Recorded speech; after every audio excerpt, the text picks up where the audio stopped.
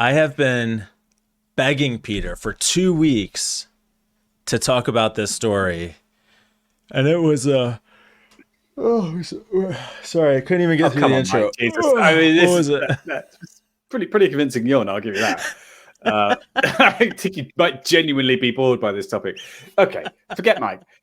We're going to be talking about the MOVEit vulnerability and how the companies that it was affected, and the plop, a ransomware group known for double extortion, who are trying to get money out of all these people who are affected by who used MOVEit.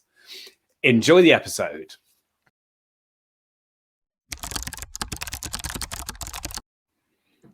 We failed to acknowledge on Friday that we were recording this week without John.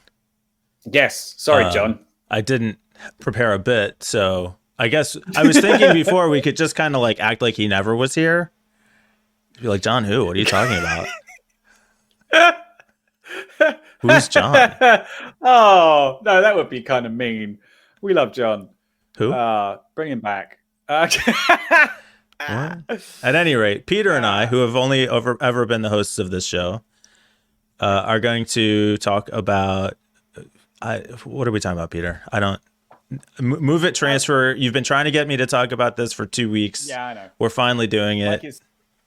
Mike is supremely uninterested in this, but I think it's really big news, and it has continuously been in the headlines. So, which is why I finally had to give in. Yeah. So basically, the situation is that there's a piece of software called MOVEit, which was basically a piece of file transfer software. It managed file transfer, and it was found vulnerable to a bunch of SQL injection. I think it might be a service rather than a piece of software. I don't know, but it was had a bunch of SQL injections, and Clop, a ransomware gang who are famous for double extortion attacks, which is where they encrypt your data and then threaten to release it as well, unless you pay them twice. Basically, sent out ransom demands to a whole ton of people, and there were some very high-profile companies and organizations listed, including a whole bunch of. Are you still with me, Mike? Yep. Just to check. Yeah, a whole bunch of what do we call it? Government organizations as well, because this move, I'd never heard of MOVEit myself, but apparently it's used by like a lot of people. So there's a BBC article here. MOVEit hack gang claims not to have BBC BA and boots data. Okay, well, I feel like this is the story that we didn't do last week about Louisiana DMV being hacked. British Airways. So, and here's where they reported the BBC. So maybe they're saying after the fact, it was initially reported they had BBC data, but then now they're claiming to Bleeping Computer that they do not. Yeah. They also claimed that they had deleted all the government data. A friend of mine asked me what my opinion on this, and I think there's a high chance they might have actually deleted it. I think that as a business, there's no value in holding the government data. It makes them a target. It's bad press. It makes the government want to redouble their efforts to find out who they are. And they're not going to get ransom demands. They're much less likely to get ransom demands paid by the government than they would do from Boots or British Airways or whatever. But yeah, the thing I found super interesting about this is that the organizations themselves were fine. Their infrastructure and their was not compromised. But a central thing that they used was, and that is where the problem was. And it just kind of, I don't know. I guess it's like any kind of software as a service system being compromised. But there was so many big companies doing this that even they weren't able to prevent, to like do an audit of this company or whatever. SQL injection errors are, they're some of the simplest kinds of attacks. And I would say it's surprising. I guess I'm still surprised that companies don't protect themselves against really basic things like that. But yeah, I just found it kind of fascinating. And it's been big news. This is an article. Sorry, I could keep talking because, Mike, if you could just let me get a word in edgeways. Well, you mentioned about businesses using the service, and I think it's so hard. Like, there's so many vendors and suppliers and SaaS tools and pieces of software and services that you use inside your business and other companies that you work with that have their own entire tool sets. There is no way you could feasibly protect yourself from all these risks. I mean, no, not 100%, but you would have thought some of them would have done more due diligence than has happened, right? These are big companies using MOVEit. How did MOVEit allow this kind of security vulnerabilities to be there?